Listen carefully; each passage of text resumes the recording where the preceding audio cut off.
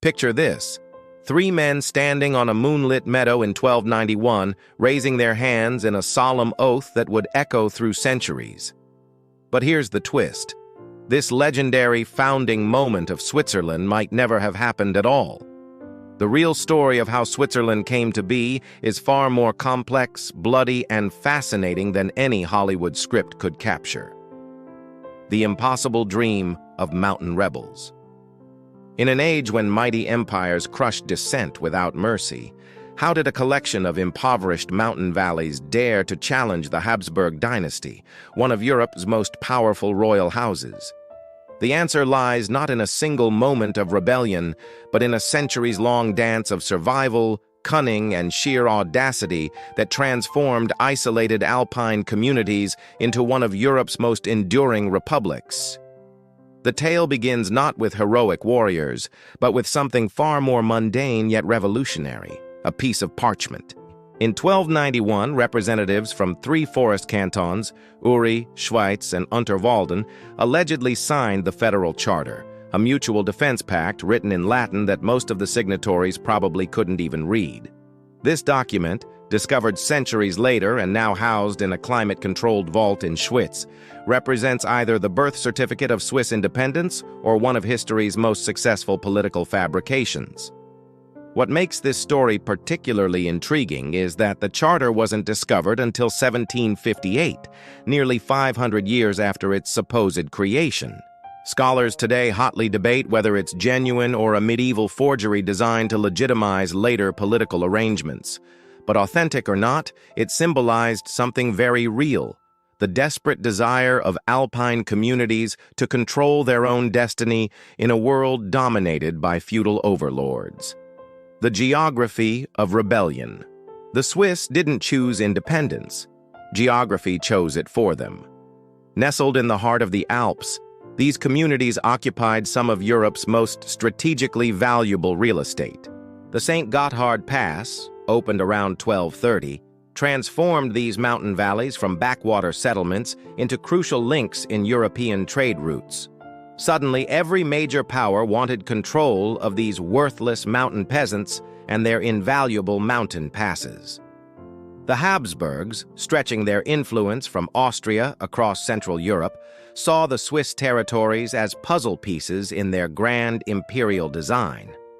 But the mountain folk had tasted something addictive: the profits from controlling trade routes and the freedom that came with geographic isolation. They had no intention of surrendering either to distant aristocrats who viewed them as mere tax cattle.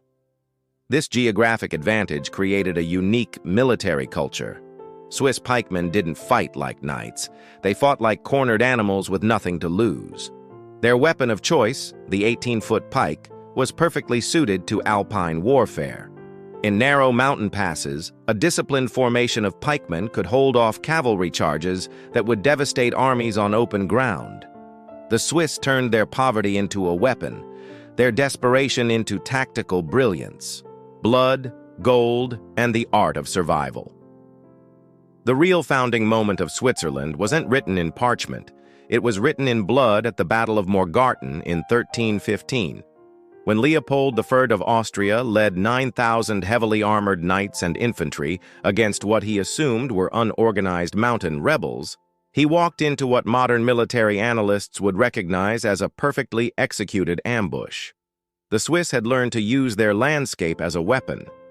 They allowed Leopold's forces to enter a narrow valley, then triggered landslides and avalanches while attacking from concealed positions on the slopes above.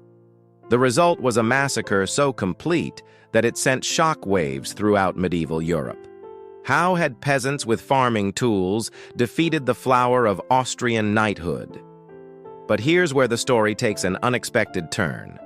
Victory nearly destroyed them. Success in battle attracted the attention of every ambitious lord in Central Europe, each convinced they could succeed where Leopold had failed. The Swiss found themselves in a perpetual state of warfare, their young men dying in battles they never sought. The solution was as pragmatic as it was revolutionary. They would sell their military expertise to the highest bidder. Swiss mercenaries became medieval Europe's most sought-after soldiers. From the battlefields of Italy to the courts of France, Swiss pikemen fought with legendary discipline and brutality. The profits from this military entrepreneurship funded the growth of the Swiss Confederation while ensuring their independence through a delicate balance. They were too valuable as allies and too dangerous as enemies for any single power to crush. The expansion game, from 3 to 13. The Swiss Confederation didn't grow through conquest. It grew through seduction. Between 1291 and 1513, the original 3 forest cantons expanded to 13 by offering something irresistible to neighboring territories: protection, profit-sharing, and most importantly, membership in Europe's most successful military corporation. Each new canton brought unique advantages. Bern contributed administrative sophistication and territorial ambitions. Basel offered commercial networks and intellectual capital. Geneva provided diplomatic connections and banking expertise. The Swiss weren't just building a country, they were creating a diversified portfolio of strategic assets. But this expansion came with hidden costs. Each new member diluted the original mountain democracy, introducing urban sophistication that sometimes clashed with rural simplicity. Religious differences emerged as Protestant reforms swept through some cantons while others remained Catholic. The confederation that had united to fight external enemies now faced the more dangerous threat of internal division. The revolutionary pause that saved a nation. By the early 16th century, Switzerland faced an existential crisis disguised as success. Their military reputation had grown so formidable that every European power wanted Swiss troops, leading to the surreal situation where Swiss soldiers sometimes fought other Swiss soldiers in foreign wars. The Confederation was becoming so militarized that it risked losing its civilian character entirely. The solution came from an unexpected source: catastrophic military defeat. At the Battle of Marignano in 1515, Swiss forces suffered their first major defeat in centuries against French and Venetian forces. This devastating loss forced a radical reassessment of Swiss strategy and identity. The result was one of history's most successful strategic pivots: armed neutrality. Rather than abandoning military preparedness, the Swiss decided to prepare for war so thoroughly that no one would dare attack them, while simultaneously refusing to attack anyone else. This wasn't pacifism. It was weaponized neutrality that allowed Switzerland to profit from European conflicts without being destroyed by them. The modern paradox. Today's Switzerland represents one of history's most successful political experiments, a confederation that maintains unity without uniformity, independence without isolation, and neutrality without irrelevance. The country that began as a desperate alliance of mountain rebels became a global center of diplomacy, finance, and innovation. The Swiss model offers a fascinating alternative to the nation-state template that dominates modern politics. Instead of ethnic unity or cultural homogenization, Switzerland built its identity around shared institutions, mutual defense, and collective prosperity. 4 languages, multiple religions, and radically different regional cultures coexist within a political framework that turns diversity into strength rather than weakness. Perhaps most remarkably, the Swiss achieved something that has eluded most other nations. They learned to be boring. In a world fascinated by dramatic rises and falls, Switzerland perfected the art of stable, predictable governance. Their greatest achievement isn't military glory or cultural dominance.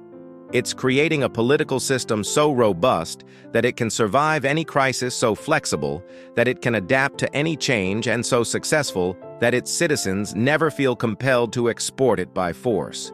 The 3 men who may or may not have sworn their oath in 1291 could never have imagined their small act of defiance would create a nation that would outlast the Roman Empire, the Habsburg dynasty, and Napoleon's conquests.